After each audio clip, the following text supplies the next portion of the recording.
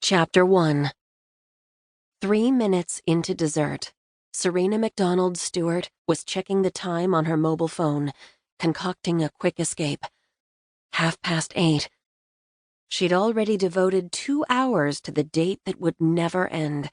Could she pull off an emergency text message from her babysitter without tipping her hand? Is there a problem at home?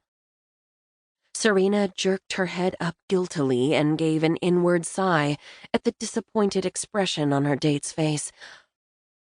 No problem. She returned her phone to the seat beside her and vowed to keep her mind on the man who had taken her out to this very expensive and very long dinner. It's hard leaving them behind, isn't it? He said. Is this your first date since Edward died? No, it isn't. But it doesn't seem to get any easier.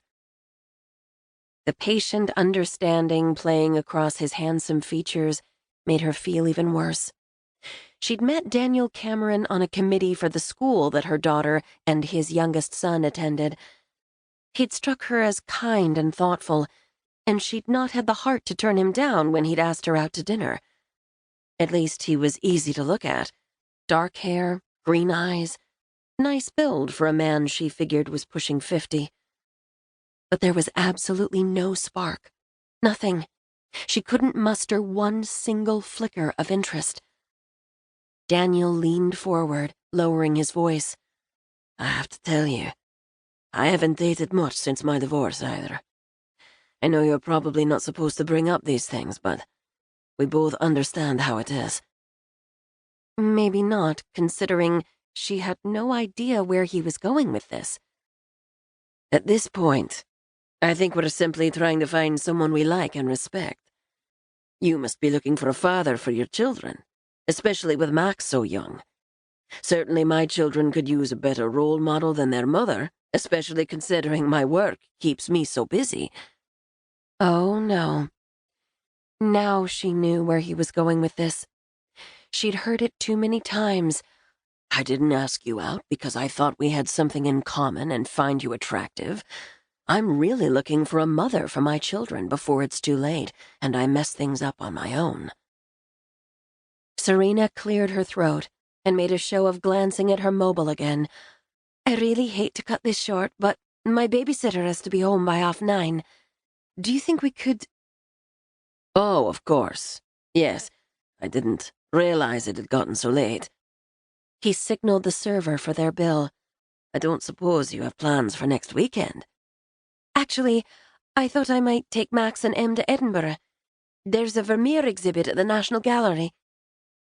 He cracked a smile, which faded as soon as he realized she wasn't having a laugh.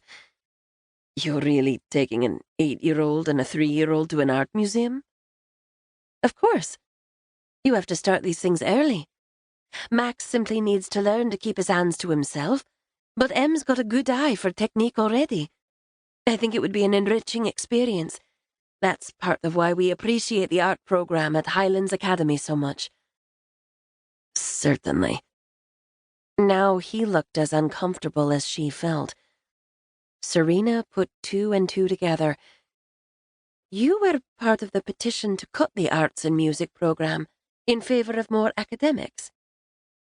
Surely he knew she'd been lobbying against that very petition with the private school board for the past month. I just think we're better off emphasizing math and science, especially for girls, given the current competitive business environment. He placed his credit card in the folder and handed it back to the server, seeming glad for an excuse not to look Serena in the eye. And I think we're doing the world a disservice by not emphasizing the development of creative thinkers. But of course, I have a master's degree in art history and worked as a gallery curator for years, so I might be a little biased.